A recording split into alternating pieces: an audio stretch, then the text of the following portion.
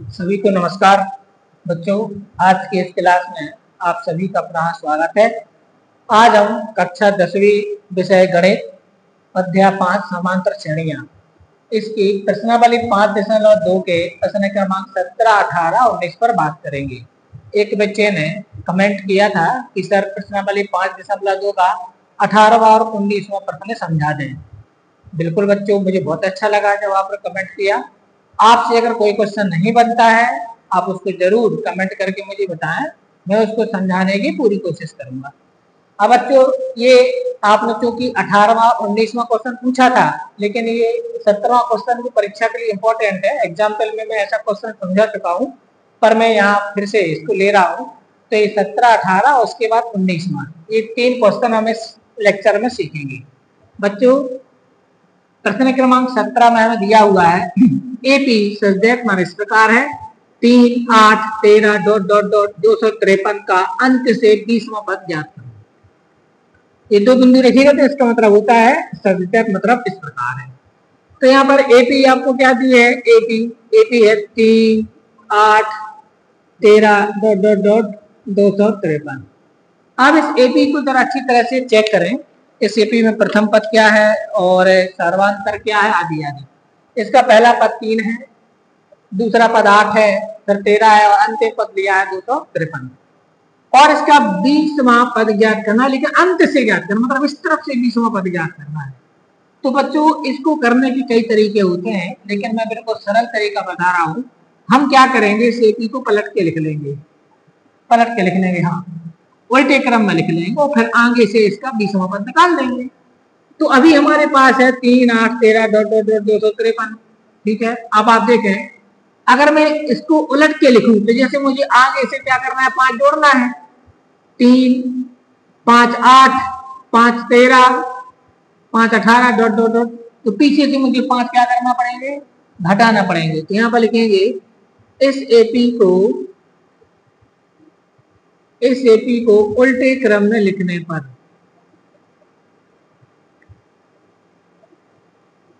उल्टे क्रम में लिखने पर, इसको आप उल्टे क्रम में लिख लो तो एपी तो वही रहेगी। तो यहाँ जाएगा 253। अब 253 में से देखो, यहाँ से मुझे 3 और 5, 8 और 5, 13, 5 5 जोड़ना थे, यहाँ से 5 घटाओ तो 253 में से 5 का कितने बचेंगे, 248। आएंगे नहीं आएंगे? 248 में से 5 घटा दो, 243 ...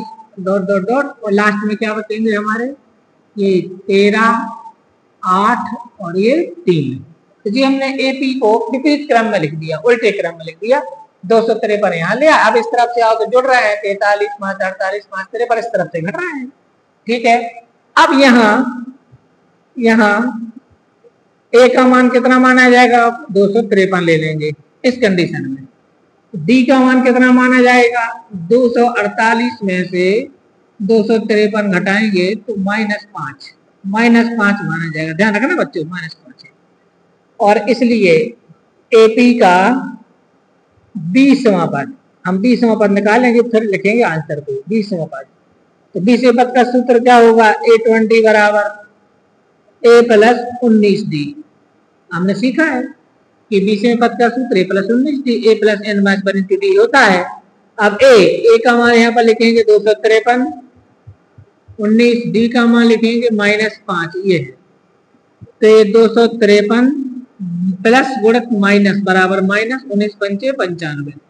आगे घटा दो, 13 में से 5 गए 8, 15 में से 10 गए 5, 158। तो ये क्लियर हो गया। यहाँ लिख देंगे नीचे, अतः दी गई एपी का, दी गई मूल एपी का, मूल एपी कौन सी है, ये है मूल एपी का अंत से 20वां पद, 158 है। ये हमारा आंसर आ गया। तो मूल एपी का मतलब यहाँ पर क्या है, मूल एपी मतलब जो आपको ऊपर दी है, ये है मूल। वो तो मैंने पलट करके लिख दिया और अपना सवाल भी सरल हो गया, तो आप इसको समझ गए होंगे। अब यहाँ पर आ जाए 18वें क्वेश्चन पर। क्या दिया है, किसी एपी के चौथे 8वें पदों का योग 24 है तथा छठे और 10वें पदों का योग 44 है। इस एपी का प्रथम 3 पद ज्ञात कीजिए। बिल्कुल सिंपल है। तो अपन को सबसे पहले लिखना है दिया है, ध्यान देना बच्चों, दिया है। क्या दिया अपन को? इसका चौथा और 8वें पद का योग 24 है, यानी कि चौथा मतलब A4 और 8वां मतलब A8। इनका योगफल कितना है? 24 है, चौथा और 8वां। अब चौथे पद का सूत्र क्या होगा? A + 3D होगा। 8वें पद का सूत्र क्या होगा? A + 7D होगा बराबर 24। 8वें पद का सूत्र क्या होगा? A + 7D। तो A + A 2A और 3 और 7 10D बराबर कितना आएगा? 24। इसको मैंने दे दिया समीकरण नंबर 1।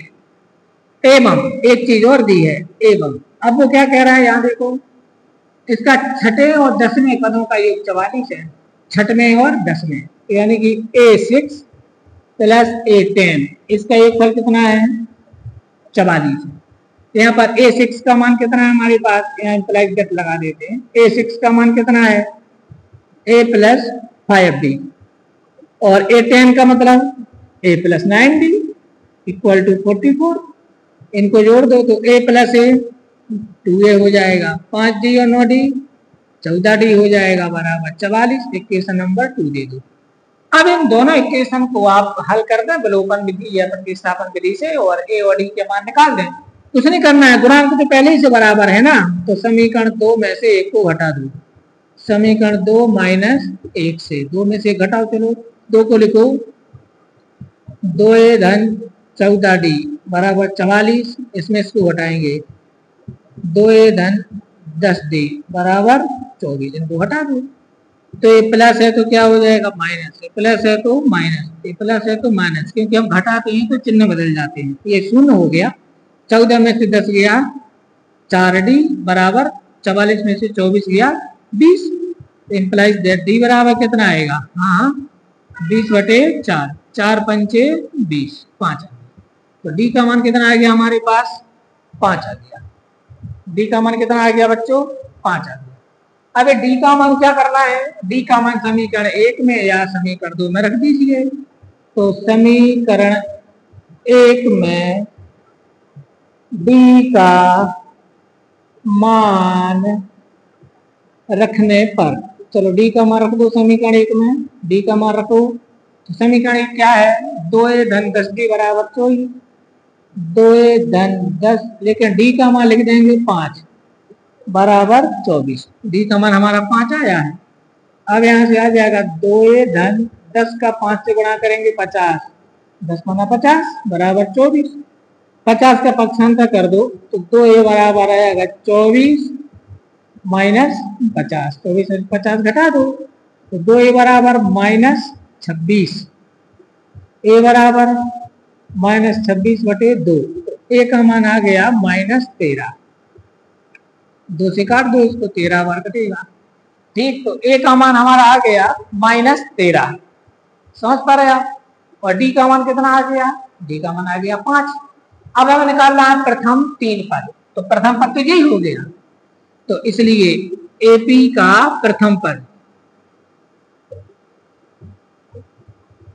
पद हो गया A बराबर -13।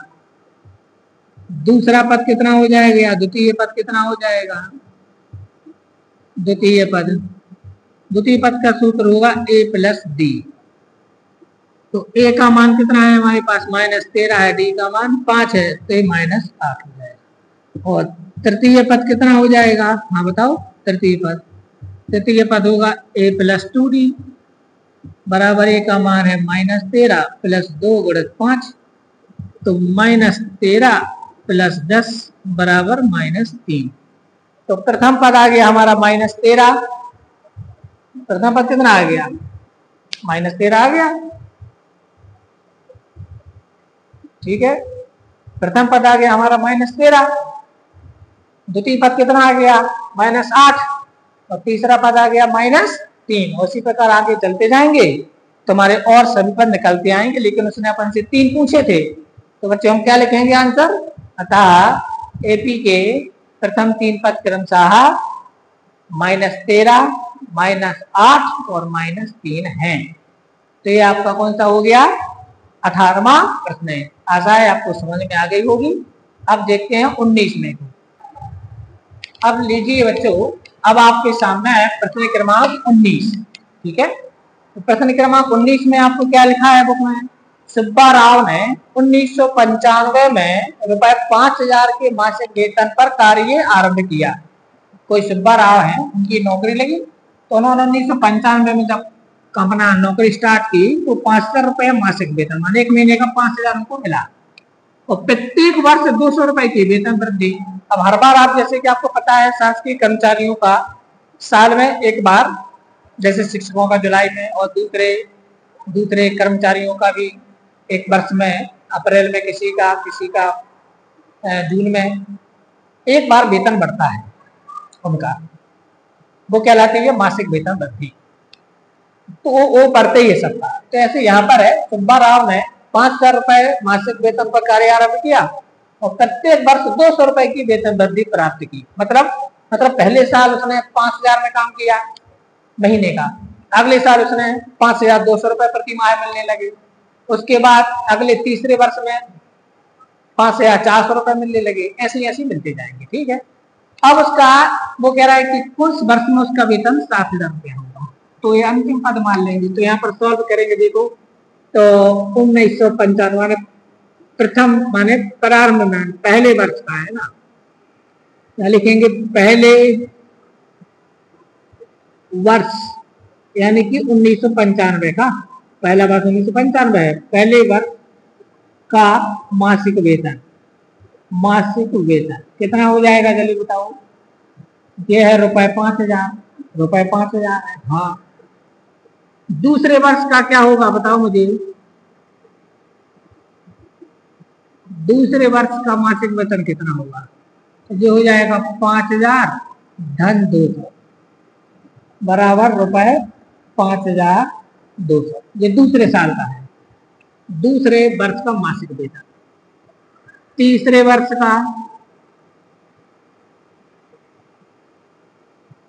का मासिक वेतन, अब इसमें 200 फिर बढ़ जाएंगे, तो 5200 प्लस 200, तो जो हो जाएंगे ₹5400। ध्यान देना बातें, ₹5400 है ना। इसी प्रकार अन्य वर्षों का वेतन बढ़ेगा। तो यहाँ पर लिखेंगे इसी प्रकार अन्य वर्षों का वेतन बढ़ता जाएगा। इसी प्रकार अन्य वर्षों का मासिक वेतन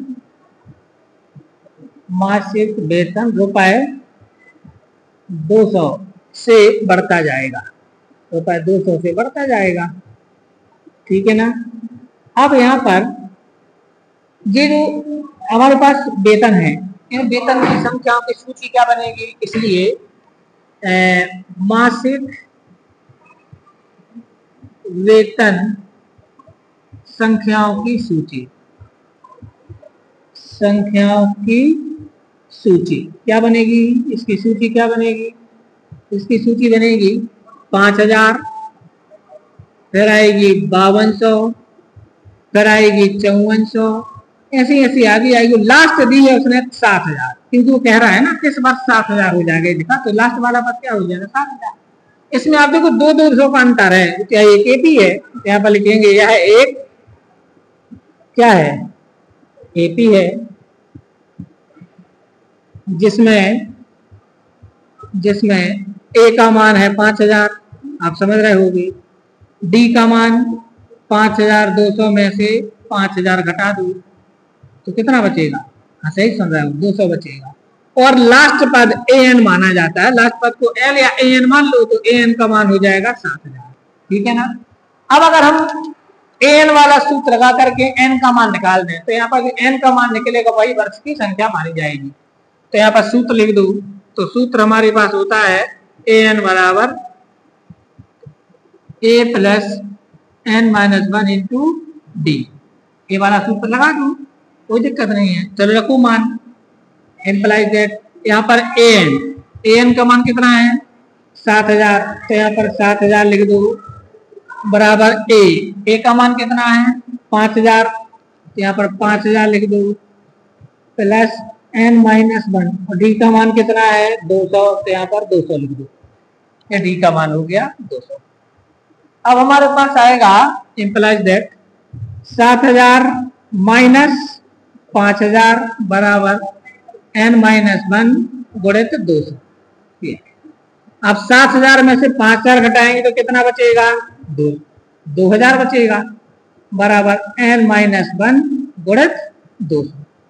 अब अगर हम 200 का पक्षांतर करें तो ये बटे में आ जाएगा, तो यहाँ पर आएगा 2000 बटे 200, तो यहाँ पर बचेगा n माइनस 1। अब 200 से 10 बार कट जाएगा, अब यहाँ पर 10 बराबर आ गया n माइनस 1, तो 1 यहाँ पर ले आओ तो 10 धन 1 बराबर n, तो यहाँ पर 11 बराबर क्या आ गया? n, तो n का मान 11 आया। n का मान कितना आया हमारा? कितना आया बच्चों? 11 आया। तो इसका मतलब क्या हुआ? n का मान 11 आया, मतलब जो 7000 है ये 11वां पद है, 11वां पद है। अतः हम कह देंगे कि उसने क्या पूछा था, किस वर्ष उसका वेतन 7000 होगा, तो क्या हुआ? 11वें वर्ष में होगा, तो इसमें आप 11 जोड़ दो, होगा कि नहीं होगा? तो हमारे पास इसका आंसर निकल आएगा। ठीक है ना? तो इसके बाद ये आपका कौन सा सवाल हो गया? 19वां। कौन सा सवाल हो गया बच्चों?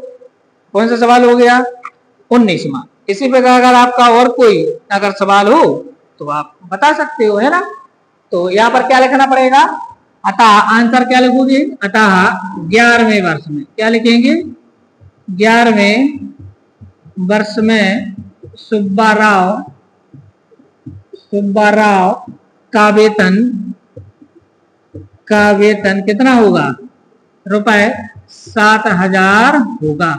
तो ये आपको इस टाइप से आंसर लिखना चाहिए, है ना? आंसर लिखना पड़ता है बच्चों। आंसर जब हम लिख देते हैं तो कॉपी चेक करने वाले को बड़ा क्लियर रहता है और फिर वह पूरे मार्क्स मिलते हैं उसमें। ठीक है ना? तो आशा है आपको ये 3 सवाल समझ में आ गए होंगे, और जिस बच्चे ने पूछा था उसको भी बहुत बढ़िया, मुझे अच्छा लगा कि आपने कमेंट करके पूछा कि सर ये सवाल समझा दो। और भी कोई प्रॉब्लम हो तो बच्चे कमेंट करके जरूर बताएं। बच्चों अब हम सीखेंगे एपी के प्रथम n पदों का योग। प्रथम n पदों का योग। अभी हमने क्या सीखा? पहली वाली प्रश्नावली में हम सीख रहे थे एपी है या नहीं है, ये वेरीफाई करना। एपी है तो कोई शुरू के आगे के 3-4 पद ज्ञात करना। तो दूसरी प्रश्नावली में हमने n में पद का सूत्र सीखा, इसकी सहायता से हम पदों की संख्या और कोई विशेष पद निकालना सीखा। इसके बाद जो अगली प्रश्नावली हमारे पास आती है 5.3, उसमें हमें n पदों का योगफल निकालना सीखना है। मतलब जैसे एक एपी है, आपको मैं बताऊं, जैसे एक एपी है 3, 8, 13 और 18 ... और आपसे पूछे बताओ इसके 25 पदों का टोटल कितना होगा। तब ऐसे हम निकालो, 25 तक लिखो और जोड़ो, तो कितना कठिन काम है। लेकिन अगर हमारे लिए ऐसा कोई सूत्र मिल जाए जो क्विकली बता दे कि भाई इसके 25 पदों का एक फल इतना होगा, तो वो यहाँ तो काम का है ही, अपितु आप जब बैंक के माध्यम की तैयारी करते हैं तो वहां पर श्रेणियां लिखी रहती हैं लॉजिकल या तार्किक पेपर में, तो उसमें हम बहुत जल्दी उनका योगफल अपने यहाँ समांतर श्रेणी के योगफल का सूत्र लगा के निकाल देते हैं। इसलिए सामान्य ज्ञान वाला प्रश्न भी है कि आपको कैसे एपी का योगफल निकालना है। ठीक है ना? तो इस एपी के n पदों के योग का सूत्र होता है बच्चों Sn बराबर n/2 bracket start 2a plus n-1 into d. ये इसका सूत्र है, ये इसका सूत्र है। किसी एपी के n पदों को एक फल, जैसे 10 पदों को एक फल चाहिए तो यहाँ पर 10 आ जाएगा, 20 पदों को एक फल चाहिए तो यहाँ पर 20 आ जाएगा। तो किसी एपी के n पदों के एक फल का सूत्र होता है बच्चों Sn बराबर n/2 bracket start 2a plus n-1 into D. अब एक सूत्र और हमारे लिए आता है Sn बराबर n/2 bracket start a plus l। एक सूत्र ये भी आता है।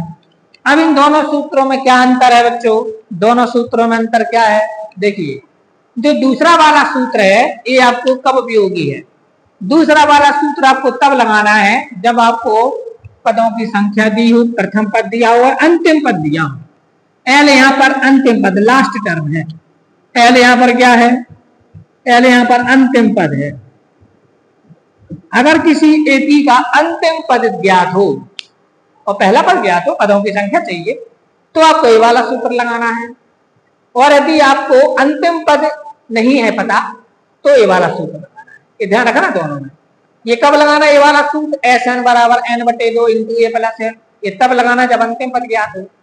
ये कब लगाना है आपको, जब आपको अंतिम पद ज्ञात नहीं है तब लगाना है। अब मैं जैसे यहाँ पर एक छोटा सा सवाल लेता हूं और आपकी क्लास को यहीं पर फिर हम समाप्त करेंगे। एक प्रश्न आपको दिया है उदाहरण नंबर 11, उदाहरण नंबर 11, इसमें लिखा है AP सच दैट, और AP दिया है 8 3 ऋण 2 डॉट डॉट डॉट के प्रथम 22 पद होगा, के प्रथम 22 पदों का योग, पदों का योग ज्ञात कीजिए, ज्ञात कीजिए। तो ये हमारे पास एक क्वेश्चन है, उदाहरण नंबर 11 दिया हुआ है, इसको अपन हल करते हैं कैसे करना है, ठीक है ना। तो सवाल क्या है, AP, और AP किस प्रकार से दी है, 8 3 ऋण 2 डॉट डॉट डॉट के प्रथम 22 पदों का योग ज्ञात कीजिए। तो सबसे पहले हम यहाँ पर लिख देते हैं AP क्या है हमारे पास, AP है such that 8 3 -2 dot dot dot, n का मान कितना है 22 है, क्योंकि यहाँ 22 पदों को एक साल ज्ञात करना है। अब बताइए यहाँ पर A और D के मान क्या होंगे। A कहलाता है प्रथम पद, तो प्रथम पद यहाँ पर कितना है 8 है। D का मान कितना होगा, तो दूसरा पद ले लीजिए, इसमें से पहला पद घटा दीजिए, 8 में से 3 घटाएंगे तो -5 आएगा। तो D का मान यहाँ पर -5 होगा और A का मान यहाँ पर 8 होगा। है ना, जब लिखो गणित तो गणित की अपनी भाषा होती है बच्चों, ध्यान रखना, कोमा लगाना नहीं भूल जाना। अब हमारे पास सूत्र क्या होता है, n पदों के फल का सूत्र ये होता है, ये वाला सूत्र लगाएंगे क्योंकि अंतिम पद पता नहीं है ये वाला। तो क्या है, SN बराबर n/2 अंदर 2a plus n-1 into D, ये वाला सूत्र लगाएंगे। हाँ, अब इसमें S22 बराबर 22 पदों के फल चाहिए ना, तो S22 बराबर यहाँ पर इसलिए का साइन बना देंगे, यहाँ पर आएगा 22/2, n का मान 22 है, 2a, a का मान 8 है, प्लस n का मान कितना है 22 है, बिल्कुल सही है, और D का मान कितना है -5 है। ये हम इस टाइप से इसमें समझेंगे, ठीक। अब चलिए इसको हल कर देते हैं, 2 से काट देते हैं, 2 से कटेगा 11 बाहर, तो यहाँ पर 11 आएगा, अंदर 8 दूनी 16 धन 22 में से 1 गया 21 गुणित ऋण 5। अब यहाँ पर आएगा 11 16 धन गुणित ऋण, तो यहाँ पर ऋण आएगा और 21 पंचे तो 105 हो जाएगा, 21 पंचे ये आएगा। अब 16 में से 105 घटा दीजिए, जो भी बचेगा उसका गुणा कर दीजिए, तो 16 में से 105 तो 5 जाएंगे पहले तो 100 बचेंगे और 11 जाएंगे तो 89 बचेंगे, 89 बचेंगे माइनस के। देख लेते हैं, 9 6 15 के 5 हाथ चले 8 9 10 105।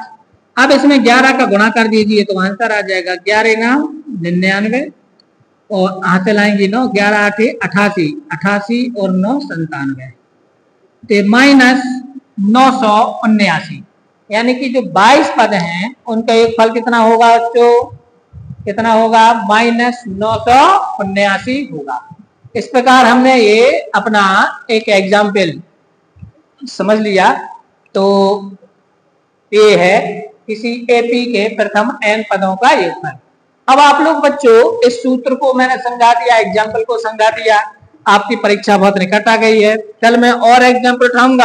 अब आज आप अपने मन से कोशिश करना बच्चों, 5 प्रश्नावली 3 प्रश्नावली के पहले सवाल और दूसरे सवाल में, पहले सवाल में आपको किसमें 10 पदों का योग, 12 पदों का, 100 पदों का, 11 पदों का योग निकालना है, ये सूत्र सीधा लगाना है।